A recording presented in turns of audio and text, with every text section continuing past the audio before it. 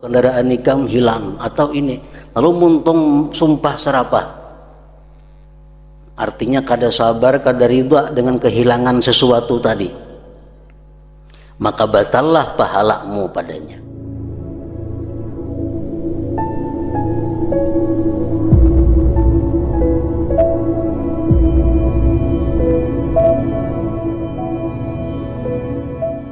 Bismillahirrahmanirrahim. Alhamdulillahi rabbil alamin wa bihi nasta'in ala umurid dunya waddin. Wassalatu wassalamu ala asyrafil anbiya wal mursalin sayyidina wa habibina Muhammadin wa ala alihi wa ashabihi ajma'in. Qala al-musannif al-imam Abu Hamid Muhammad bin Muhammad al-Ghazali rahimahullah wa nafa'ana bi ulumih. Wa ru'iya ba'duhum bil manam faqila lahu kaifa wajadta a'malak, faqala kullu syai'in amiltuhu lillah wajadtuh, hatta habbati rummanin laqattuha min tarik, wa hatta hirratin matat lana ra'aituha fi kaffatil hasanat, wa kana fi qalan suwati khaytun min harir fara'aituhu fi kaffatis sayyi'at, wa kana qad nafika himarun li qimatuhu mi'atu dinar fama ra'aitu lahu thawaba, faqultu mautu sinnaurin fi kaffatil hasanat wa mautu himarin wa laysa fiha, faqila lahu innahu qad wujjiha haitsu ba'asta bih, fa innahu lamma qila laka qad mata qulta fi la'natillah fa batala ajruka fihi walau qulta fi sabilillah lawajadtahu bi hasanatik. Wa bi riwayatin qala wa kuntu qad tasaddaqtu bi sadaqatin bainan nas fa'ajabani nadharuhum ilayya fawajadtu dzalika la alayya wa la li. Qala Sufyan lamma sami'a hadza ma ahsana halahu idh lam yakun alayhi faqad ahsana ilaihi ila akhir. Makna daripada kalamul Imam Abu Hamid Muhammad bin Muhammad al-Ghazali rahimahullah wa nafa'ana bi ulumih. Sebagian mereka orang-orang salihin dimimpikan di waktu tidur, dimimpikan di waktu tidur. Lalu ditanyakan kepadanya, bagaimana kamu dapatkan amal-amalmu? Jadi kawan atau barangkali murid bermimpi lawan gurunya yang sudah wafat. Nah, dalam mimpi itu si murid ini bertakun lawan gurunya, bagaimana kamu dapatkan amal-amal yang dilakukan di dalam dunia itu? Maka ia menjawab, setiap sesuatu yang kukerjakan karena Allah, maka saya dapatkan. Setiap sesuatu amal ibadah, amal perbuatan yang kukerjakan karena Allah, maka saya dapatkan.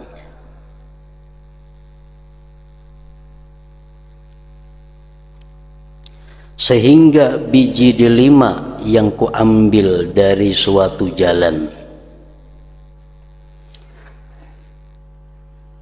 dan sehingga kucing yang mati milik kami, saya melihatnya dalam daun timbangan amal kebaikan.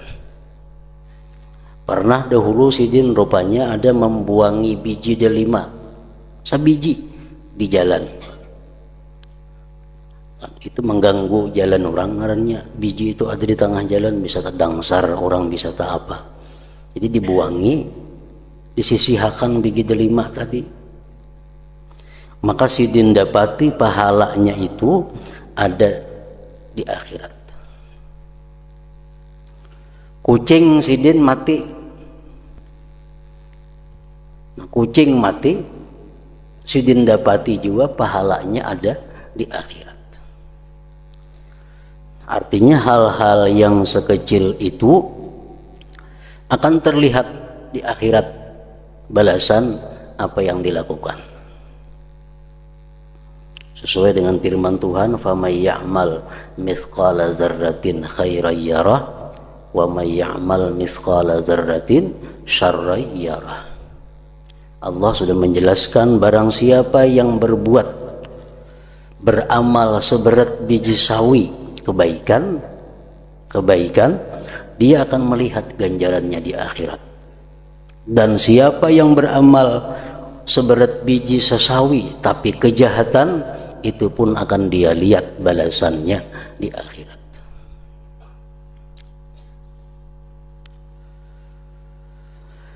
Dan pada kupiahku ada benang dari sutra. Kupiah sidin itu ada belilit dengan benang sutra. Padahal boleh aja nih itu. Kan laki-laki boleh memakai sutra asalkan sedikit, asalkan lebih banyak kada sutranya. Namun 100% sutra, nah tuh kada boleh dipakai laki-laki. Macam rajin tuh, tapi ada 100% ya sutra asli, nah kada kalau dipakai itu. Boleh sutra dustainya, lain sutra bujuran. Kalau sutra bujur 100% itu kada boleh dipakai. Nah sidin ini cuma ada sehelai benang sutra di kupiah. Dan pada kupiahku ada benang dari sutra. Lalu saya melihatnya dalam daun timbangan amal kejelikan. Sekalinya jadi amal kejahatan itu. Padahal dari segi hukum fikih itu boleh aja. Tapi karena tujuannya memakai itu kada karena Allah, tujuannya memakai itu mungkin untuk mencari kemasyhuran atau menampakkan sesuatu kemegahan, nah itu menjadi sesuatu amal kejahatan walaupun hanya sehelai benang sutra. Dan pada kupiahku ada benang dari sutra, lalu saya melihatnya dalam daun timbangan amal kebajikan, amal kejelikan. Dan sudah dijelaskan oleh Imam Al-Ghazali pada minggu-minggu yang dahulu bahwa sesuatu yang boleh, sesuatu yang mubah itu bisa menjadi haram apabila disertai dengan niat yang salah. Perbuatan yang sebenarnya menurut fikih boleh, tapi karena niatnya kada bagus berubah menjadi haram. Tetapi perbuatan haram kada akan bisa berubah menjadi baik walaupun niatnya baik. Nah, memakai sehelai benang sutra itu boleh. Tapi kalau niatnya tadi kada baik, maka dia akan menjadi amal kejelikan. Lalu saya melihatnya dalam daun timbangan amal kejelikan. Dan mati keledaiku yang harganya 100 dinar. Lalu saya tidak melihat baginya pahala. Kucing tadi mati, ada pahalanya. Padahal harga kucing kada berharga mungkin waktu itu. Sekali himar mati, nah harganya larang, kan ada pahalanya. Saya tidak melihat baginya pahala. Maka saya berkata, kematian kucing itu berada dalam timbangan amal kebaikan, dan kematian keledai tidak ada di dalamnya. Kenapa itu? Sesuatu yang kada berharga mati, ada pahala. Tapi sesuatu yang mahal hilang mati, kenapa kada ada pahalanya? Kucing mati ada pahalanya di akhirat. Keledai mati miliknya kada ditemukan pahala di akhirat. Maka dikatakan kepadaku, dijawab kepadaku, sesungguhnya ia diarahkan kemana kamu kirim. Kucing kemana mengirim? Kalau mengirim ke daun timbangan amal kebajikan, pasti ada ditemui di daun timbangan amal kebajikan. Kalau keledai itu mati tapi kada dikirim ke sana, kada akan bisa ditemui di sana. Tergantung kitanya mengirim ke mana. Sesungguhnya ia diarahkan ke mana kamu kirim. Lalu ketika dikatakan kepadaku, ia telah mati, maka kamu berkata dalam kutukan Allah, maka batallah pahalamu padanya. Bisa disampaikan kepada kita berita, si anu anak ikam meninggal, atau kendaraan ikam hilang, atau ini, lalu muntung sumpah serapah. Artinya kada sabar, kada ridha dengan kehilangan sesuatu tadi, maka batallah pahalamu padanya, kada berpahala lagi. Jadi himar tadi walaupun larang harganya, mati, tapi waktu kematian himar itu tidak disertai dengan keridhaan dan kesabaran, kada berpahala jadinya. Orang yang punya anak 2 meninggal sebelum balik, dia akan menyambut di pintu surga kepada kedua orang tuanya. Itu hadis Nabi, ada seperti itu. Orang nang mati 2 ikung anak belum balik anaknya, mati 2 ikung atau selebihnya, dia akan merupakan modal yang besar untuk masuk ke surga bagi kedua orang tuanya, apabila kematian 2 anak itu disertai dengan kesabaran dan keridhaan. Bila kada disertai dengan 2 itu, kada akan bisa jadi amal kebaikan.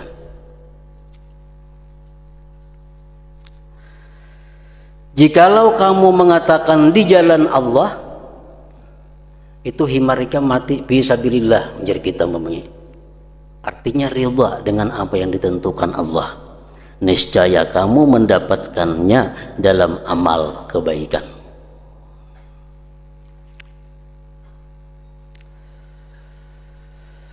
Dalam suatu riwayat ia berkata, dan saya pernah bersedekah dengan suatu sedekah di antara manusia,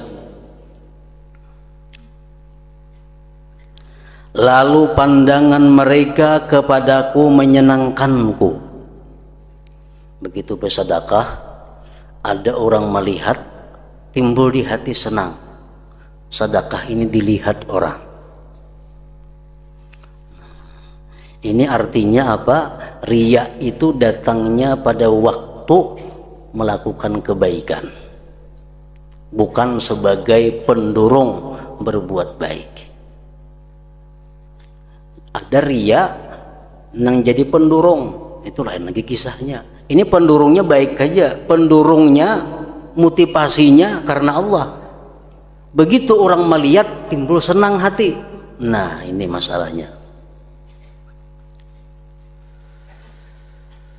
Lalu pandangan mereka kepadaku menyenangkanku. Waktu kita hendak sembahyang lillahi ta'ala, tidak ada tujuan lain selain karena Allah.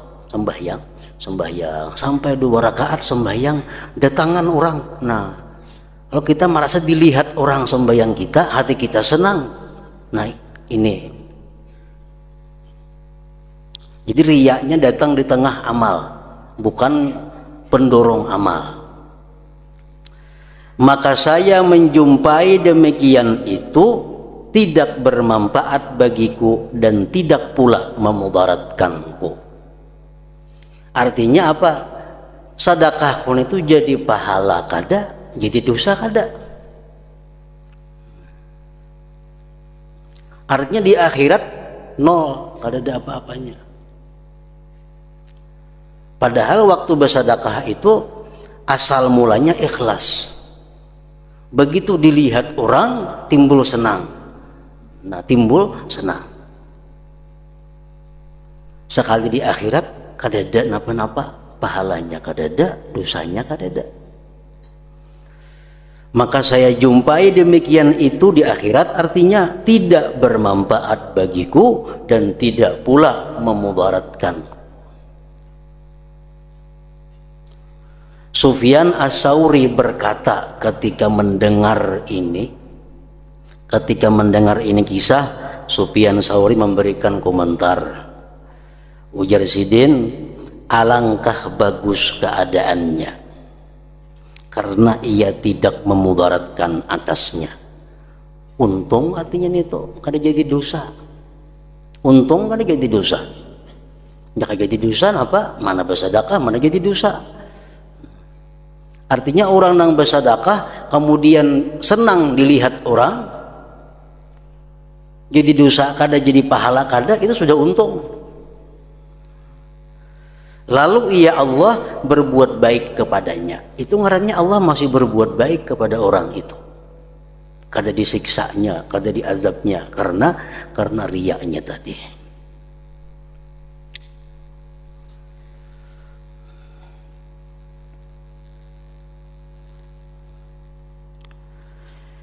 Yahya bin Mu'adz berkata, ikhlas itu dapat membedakan amal dari cacat-cacat, seperti membedakan air susu dari kotoran binatang dan darah.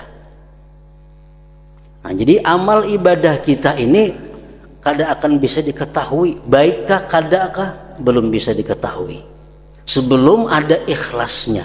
Nah, ikhlas itulah yang jadi pembeda mana amal nang bisa kita dapati di akhirat, mana amal nang kada bisa dibawa ke akhirat. Itu ikhlas nang menentukannya.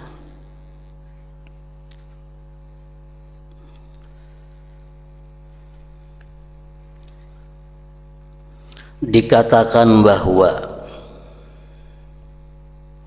seorang laki-laki keluar dalam pakaian wanita dan menghadiri setiap tempat di mana wanita berkumpul di dalamnya, dari perkawinan atau kumpulan orang dalam kesusahan.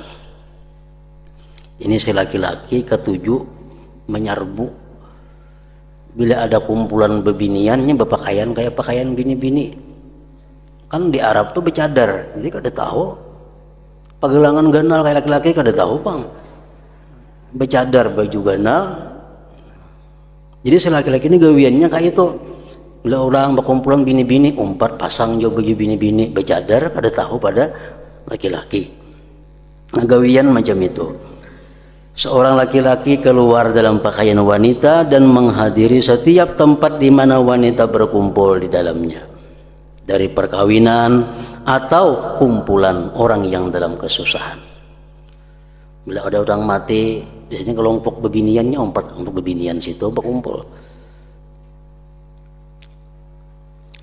Lalu bertepatan bahwa ia pada suatu hari menghadiri tempat yang padanya tempat berkumpulnya wanita,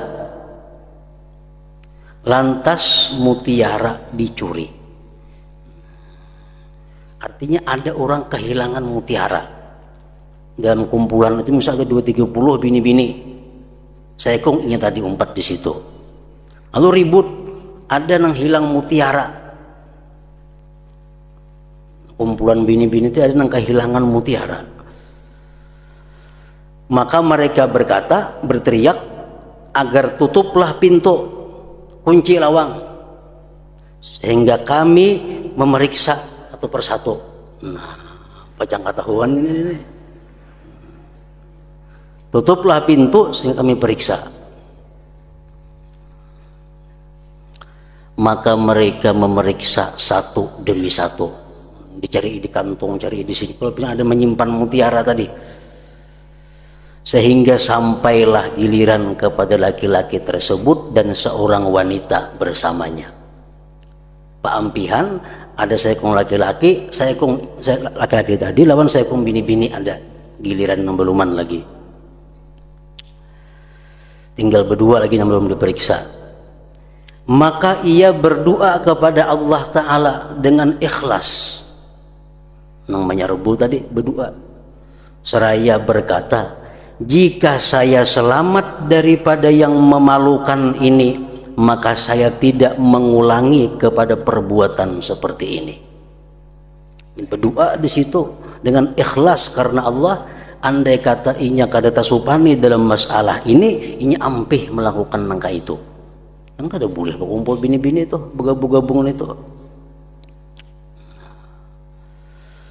Maka mutiara ditemukan beserta wanita itu. Sekalinya mutiaranya ada. Kada jadi hilang. Maka tadi hilang mutiaranya. Sekalinya ada mutiaranya. Lalu mereka berteriak agar melepaskan wanita merdeka itu. Kami telah mendapatkan mutiara itu. Jadi selamat artinya daripada dipermalukan di tengah-tengah manusia. Artinya bahwa ikhlas itu bukan hanya menyelamatkan kita di akhirat, tapi juga ikhlas itu pun menyelamatkan kita dari kemaluan, dipermalukan di alam dunia ini.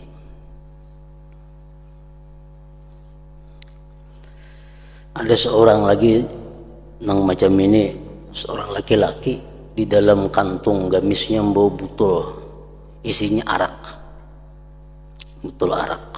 Jalan sampai di tengah jalan bertemuan Sayyidina Umar. Waktu itu Sayyidina Khalifah Amirul Mukminin. Bertemuan Sayyidina Umar. Umar tuh napa di gamis tuh pina barat tuh napa dibawa. Maka arak nih, kalau ketahuan ini dipukul bisa nih, bisa dihukum. Nah, laki-laki tadi berdoa kepada Allah dengan ikhlas, ya Allah, jadikan arak ini banyu biasa, dan ulun tubat kada hendak lagi minum arak. Napa lagi Sayyidina Umar dalam kantung itu banyu putih, wahai Sayyidina Umar. Sini aku periksa, ya Sayyidina Umar.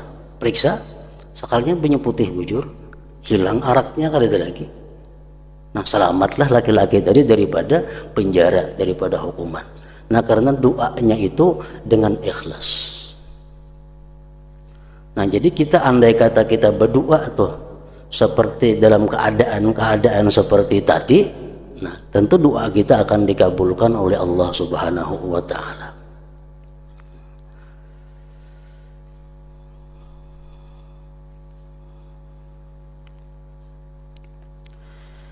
Sebagian orang sufi berkata, saya pernah berdiri beserta Abu Ubaid At-Tustari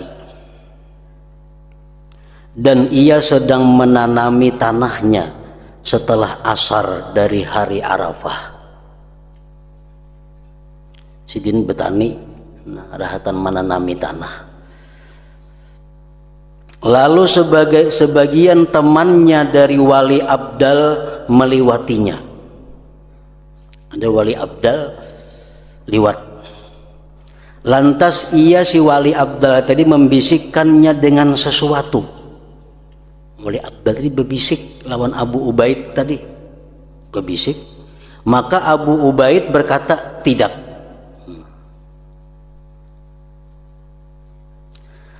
Lalu teman itu berjalan. Tidak tadi nang membisiki tadi berjalan hilang. Seperti awan yang mengusap bumi sehingga ia hilang dari mataku. Maka saya bertanya kepada Abu Ubaid, apa yang ia katakan kepadamu? Napa garang dibisiki sidin tadi? Maka jerpian tidak nih tuh. Abu Ubaid menjawab, ia memintaku agar saya menunaikan ibadah haji bersamanya. Ingin tadi membawai aku naik haji. Kan orang Wali Abdal tuh sekejap sampai sudahnya ke Arafah situ. Nah, anak dibawainya bahaji. Lalu saya menjawab tidak. Kok ada hendak bahaji? Saya bertanya, mengapa tidak kamu kerjakan? Kenapa kada akun bahaji di bawah orang? 4 rabang di Wali Abdal tadi kenapa kada akun? Ia menjawab, Abu Ubaid tadi menjawab, saya tidak mempunyai niat tentang menunaikan ibadah haji. Aku kada berniat naik haji tahun ini. Kada berniat naik haji tahun ini. Dan saya telah berniat bahwa saya akan menyempurnakan tanah ini pada sore ini. Besokan tadi aku berniat hendak menyelesaikan tanaman ini. Kada hendak niat naik haji. Jadi ada orang bawa naik haji, aku jawab tidak. Maka saya takut kalau saya melakukan haji besertanya karenanya. Nah, aku ini takutan kalau aku naik haji itu karena dibawainya nih tuh nah. Ada karena Allah, karena dibawainya. maka saya menghadapi kutukan Allah Ta'ala. Dikutuk Allah aku karena saya memasukkan dalam suatu amal bagi Allah sesuatu selainnya. Kan haji ibadah, nang ibadah itu mestinya murni karena Allah. Kalau aku bercampur karena Allah dan karena dibawainya tadi, dikutuk Allah aku. Baik aku menuntungakan tanamanku ini, nah sudah aku niatakan bisukan tadi,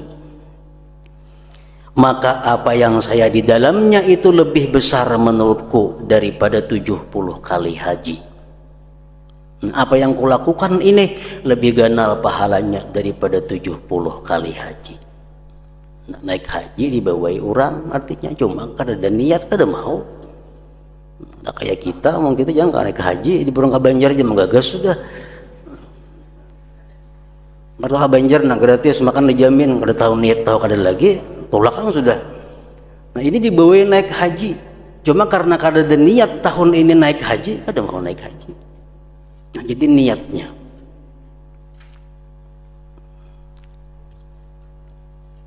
Dikhawatirkan apa? Aku naik haji itu karena dibawainya itu. Jadi bercampur karena Allah dan karena dibawainya. Diriwayatkan dari sebagian mereka, ia berkata, saya pernah berperang di laut, perang sabilillah. Lalu sebagian kami menawarkan keranjang rumput. Sekalinya di kapal itu ada orang menawarkan keranjang. Lalu saya berkata di dalam hati ini begeritik, saya membelinya, baik kutukariha keranjang ini murah harganya. Lalu saya ambil manfaatnya dengannya dalam peperanganku. Ini sagan berperang kau dibawa, sagan membawa alat-alat. Lalu apabila saya memasuki kota, maka saya jual keranjang rumput itu, lalu saya beruntung padanya. Nah, ada menjual keranjang, hati itu baik ditukari. Gunanya banyak. Sagan ikam berperang tak pakai, dan kayaknya menikam beli ke kampung dijual tuh larang harganya, berhujung keranjang itu.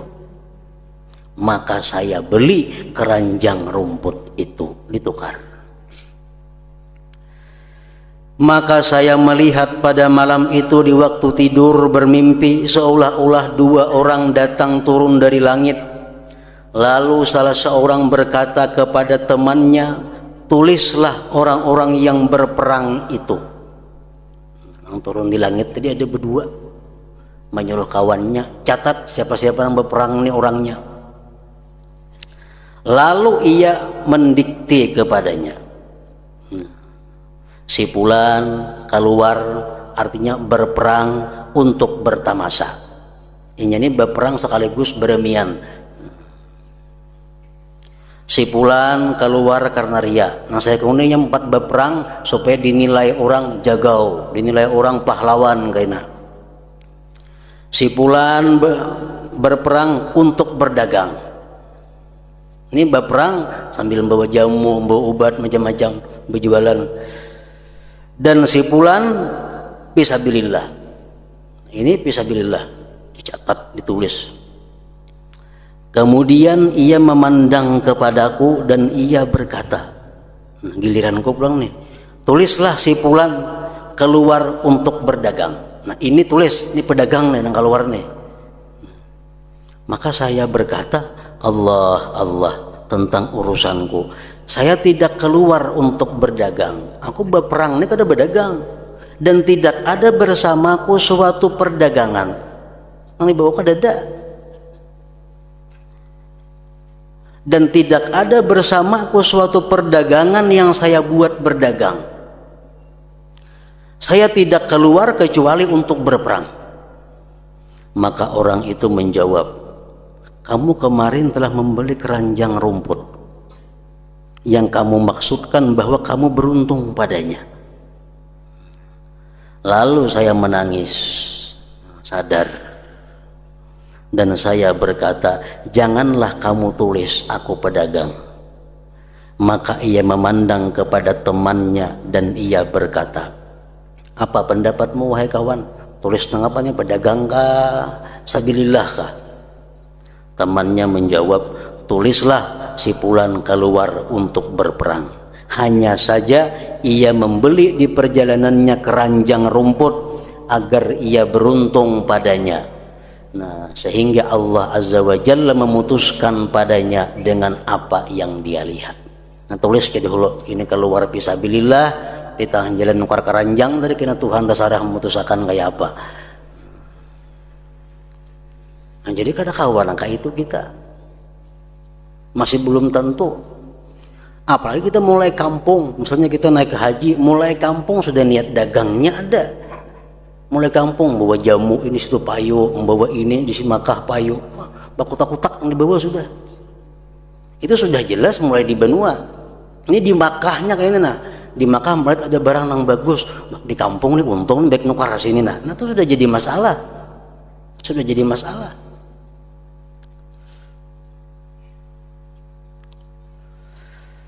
Sehingga Allah Azza wa Jalla memutuskan padanya dengan apa yang dia lihat.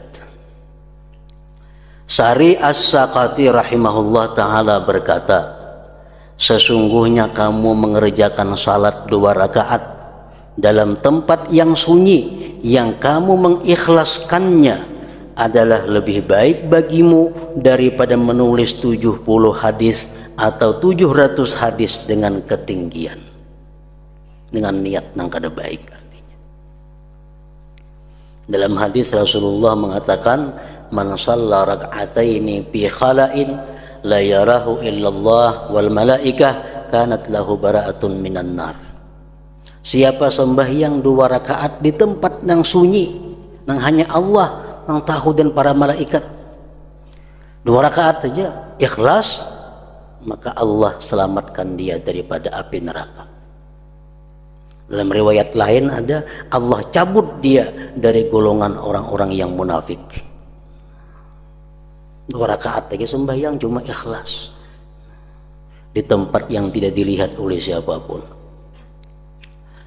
Sebagian mereka berkata, pada keikhlasan sesaat itu terdapat keselamatan abadi.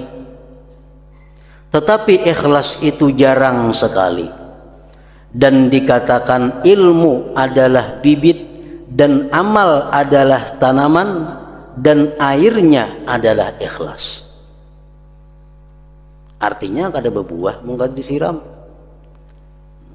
Bibitnya ada, tanamannya sudah, cuma kada akan tumbuh baik berbuah kalau kada disiram. Sebagian mereka berkata, apabila Allah membenci seorang hamba, alamat orang yang dibenci Allah artinya, maka dia memberinya 3 perkara dan mencegahnya 3 perkara, yaitu dia memberinya persahabatan dengan orang-orang yang saleh dan mencegahnya menerima dari mereka. Allah berikan dia ini karunia ke-7 bakawan lawan orang saleh dan disukai oleh orang-orang saleh. Ini untung. Tapi inya kada bisa mengambil apa-apa dari orang saleh itu. Berkahnya kada dapat, ilmunya kada dapat, apanya kada dapat. Nah ini alamat orang yang dimurkai Allah.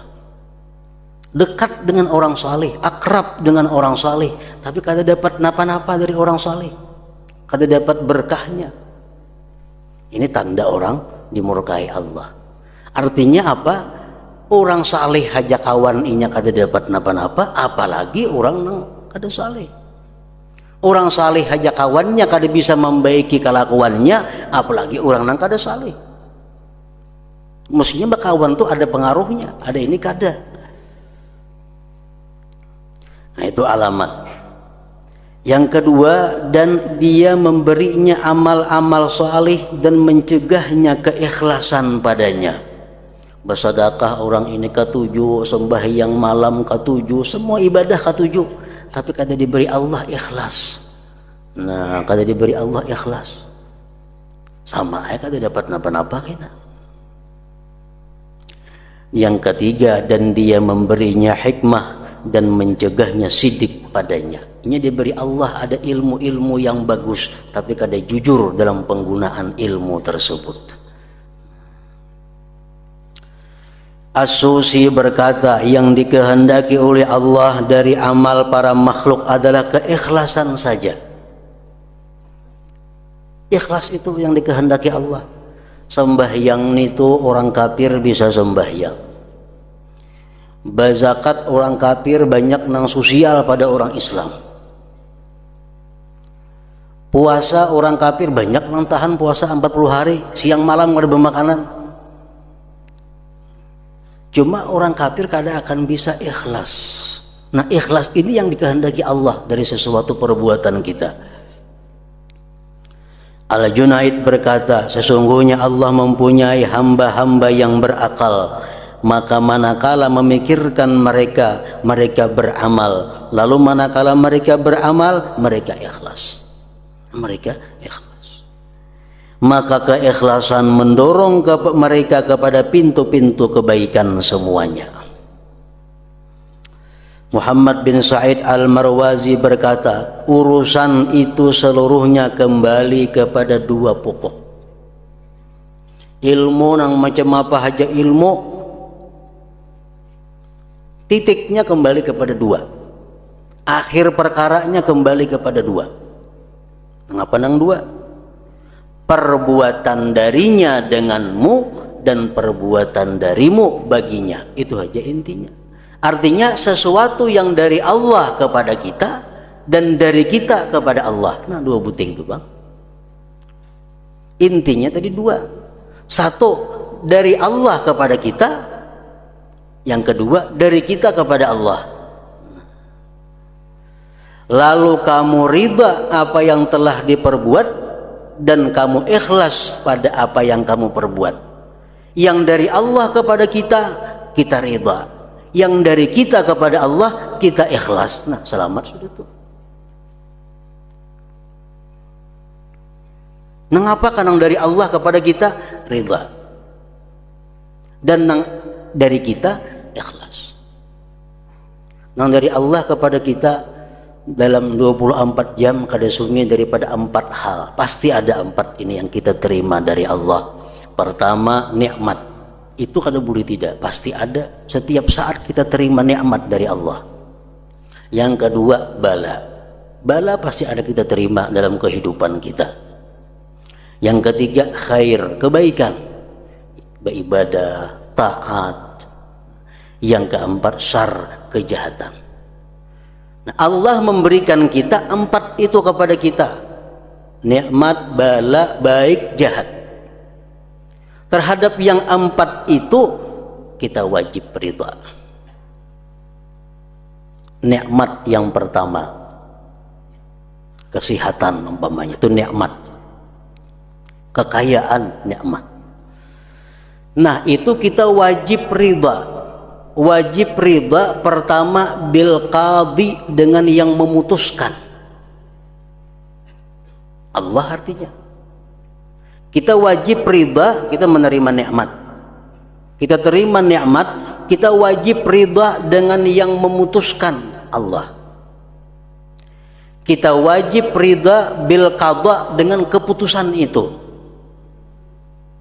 Dan kita wajib ridha dengan yang diputuskan. Taat tadi, nikmat tadi. Dan kita wajib syukur atas nikmat itu. Kalau kita diberi Tuhan duit umpamanya 10.000, kita wajib ridha dengan Allah selaku yang memutuskan. Kita wajib ridha dengan keputusan itu. Dan kita wajib ridha dengan yang diputuskan, duit 10.000 tadi, dan kita wajib syukur dengan itu duit 10.000. Nah, jadi bila kita dapat nikmat itu kita wajib 4.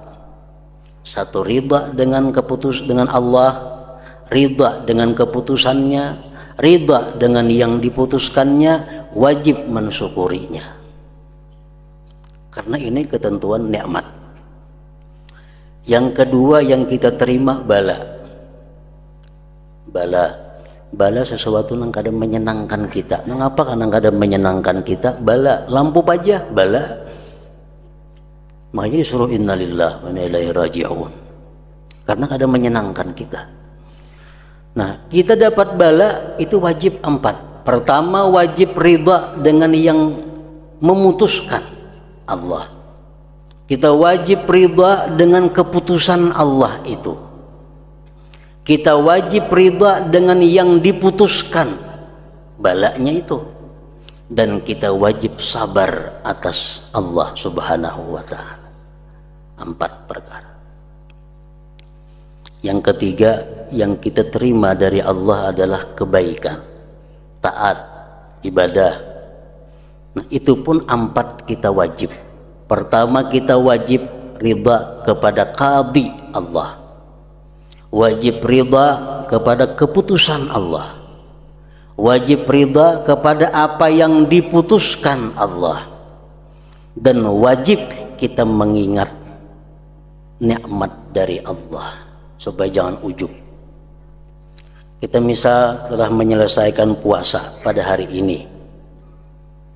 Puasa buka sampai waktunya. Wajib kita 4. Ridha dengan yang memutuskan Allah. Ridha dengan keputusannya hari ini aku puasa. Ridha dengan yang diputuskannya puasanya itu. Yang keempat, bahwa ini semua adalah anugerah dari Allah. Nah, wajib juga itu. Yang keempat, syar, kejahatan, maksiat.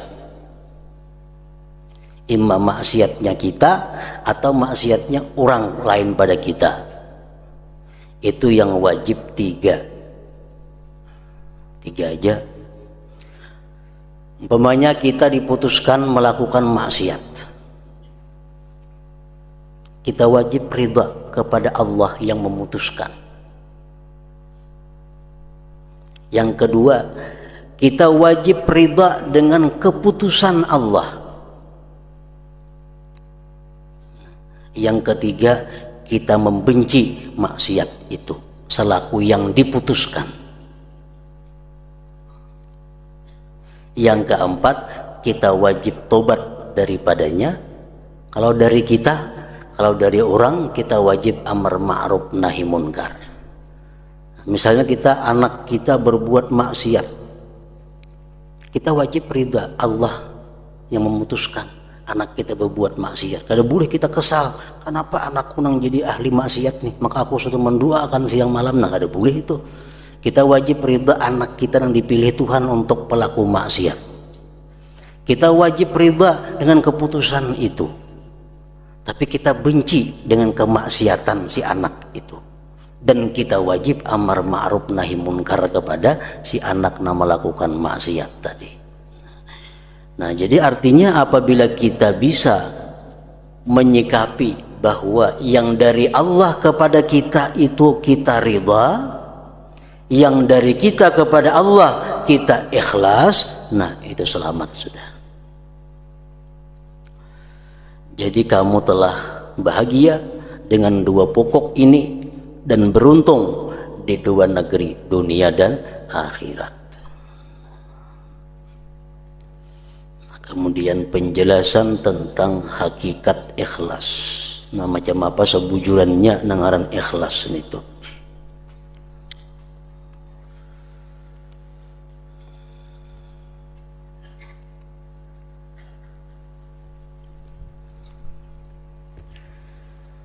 أفضل الذكر فاعلم أنه لا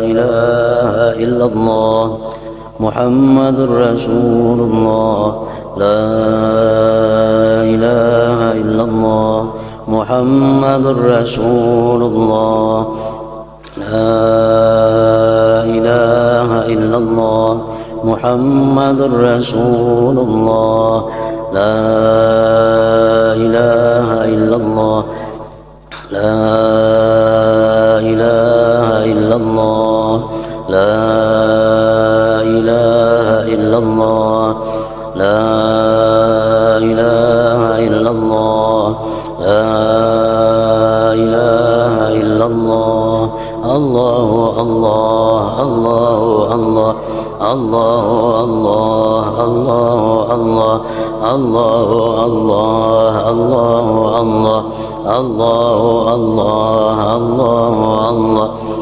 الله الله الله الله الله الله الله الله لا إله إلا الله محمد رسول الله لا إله إلا الله محمد رسول الله لا إله إلا الله محمد رسول الله لا إله إلا الله الفاتحة.